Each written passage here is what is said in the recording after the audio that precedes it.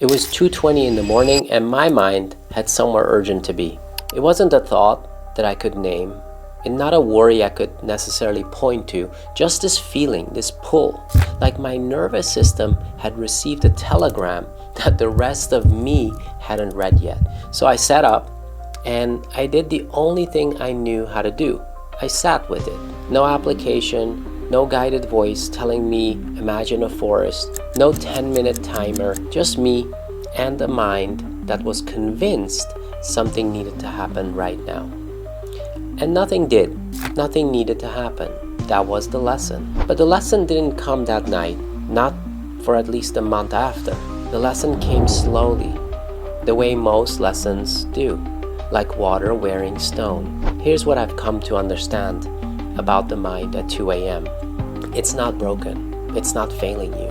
It's doing exactly what it was designed to do.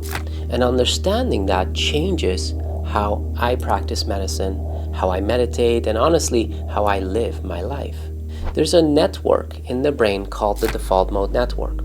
Neuroscientists sometimes call it the me network because it activates when you're not focused on anything external.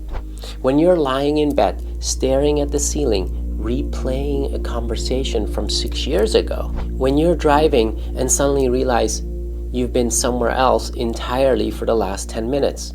This network is responsible for self-referential thought.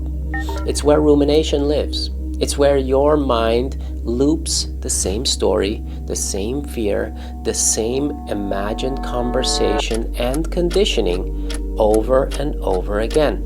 And at 2 a.m., when there's no tasks to anchor you, no stimulus to compete with it, the default mode network runs the show. Most people experience this as anxiety or dread or something wrong. But here's the thing nobody told me in medical school. I've spent 15 years in medicine, from the ER to street clinics to working in mental health. And the most important thing I've learned about the brain is this. The mind's restlessness is not a malfunction. It's just a feature. A survival feature that has outlived the predators it was designed to watch for. Your ancestors needed a mind that would wake them at 2 a.m. and say, something is wrong. That impulse kept them alive. But you're not being hunted, and the mind hasn't caught up with that. It invents threats. It rehearses catastrophes. Now, if you had previous trauma, let's say you were in a car accident, in order to not experience these unpleasant things again, the mind starts to protect you by creating fears to ensure you avoid similar situations. Marcus Aurelius wrote something almost 2,000 years ago, and it still resonates with me.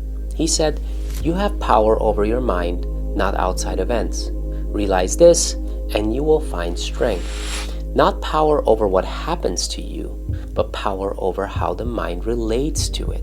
And that's a massive distinction, and it maps perfectly into what neuroscience now shows us about meditation and the default mode network. Studies on experienced meditators show something remarkable.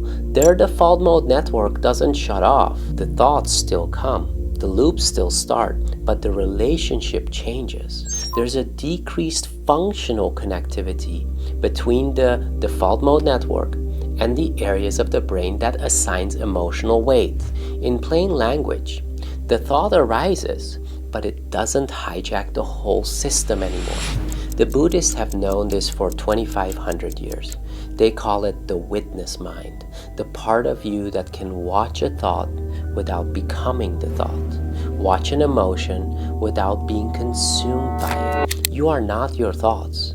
You are the awareness in which thought appears. That sounds like a bumper sticker maybe, until you're sitting in the dark at 2 a.m. and your mind is screaming that something needs to happen, and you watch it scream and you don't move, and eventually it wanes away. Not because you fought it, no, because you simply didn't engage. That night, after I sat with it, after I let the urgency wash through without giving it a story, I fell back asleep.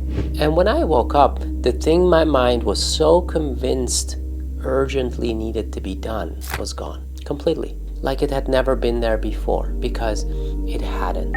It was a loop running on an ancient operating system. And all it needed was for me to not feed it. So this is what no meditation app teaches you. Not really. I mean, they teach you the technique, the breath, the counting, the body scan, and all of them are valuable tools. But the real practice is this: learning to be in presence of your own mind without needing to fix it. Your thoughts feel urgent. Most of them mean nothing. The space between those two truths is where your entire freedom lives. And that space is not something you find once, it's something you practice finding night after night, breath after breath, until the mind that once woke you up at 2 a.m. in a panic becomes the mind that wakes you at 2 a.m. and you smile, because you know it's just doing its job and you don't have to follow it anywhere. So here's what I'll leave you with. Tonight or tomorrow night or whenever your mind decides it has somewhere urgent to be at an unreasonable hour, don't reach for the phone. Don't turn on a podcast. Don't open up the app. Don't go sit and watch television. Just sit with it. Watch it.